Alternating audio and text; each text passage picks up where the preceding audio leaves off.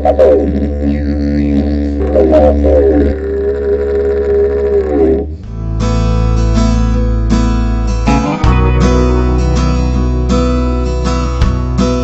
Cheryl Hill. I care for my son who has Lennox-Gastaut syndrome, and I have done since he was 2. He'll be 40 in a few months' time. He was kicked by a horse when he was about 18 months old on the side of the head. They told us at the time half an inch fire up and he would have died on the spot. 6 months later he took his first seizure and we've been dealing with it ever since. And we moved to Inverell when Mark was about 5, sold the property and came up here and got involved in the community and Mark into some school up here and joined a few groups and got a few things going for people with disabilities and have stayed on.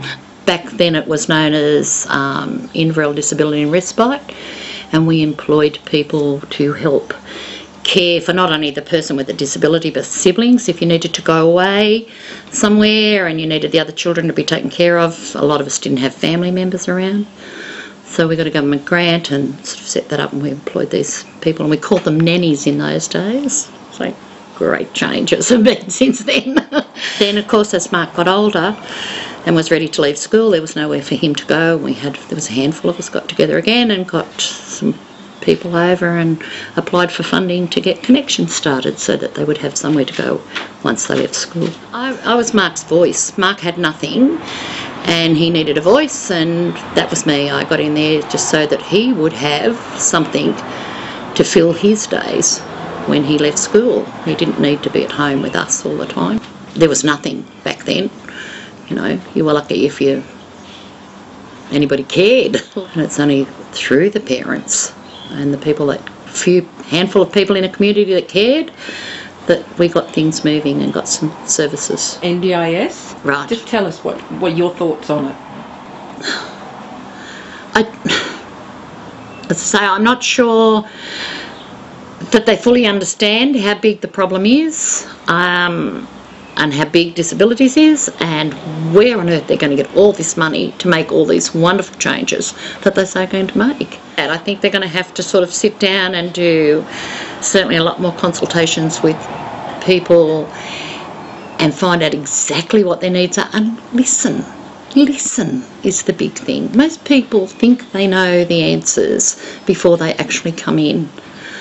You know, they don't really listen to what that family's needs are.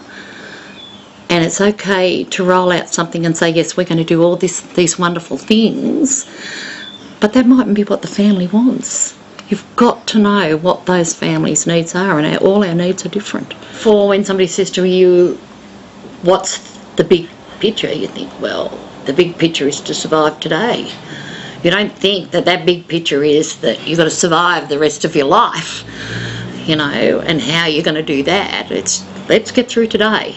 We'll worry about tomorrow when that comes. How do you think big when you've only ever been able to think small?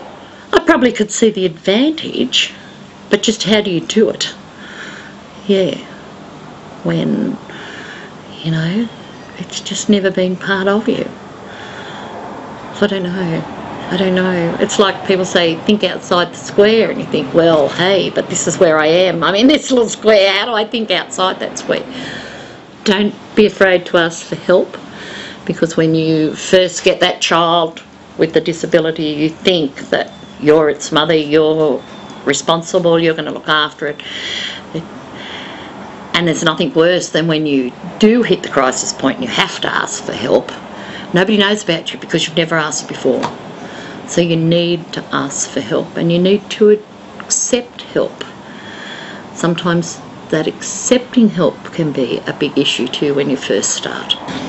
So you've got to realise that you haven't failed, you just need help. And the other piece of advice I give to people is to learn to laugh at it. Otherwise you become twisted and bitter, and you don't want to go there. So you learn to laugh at life and what it throws at you. There you go, that'll do it.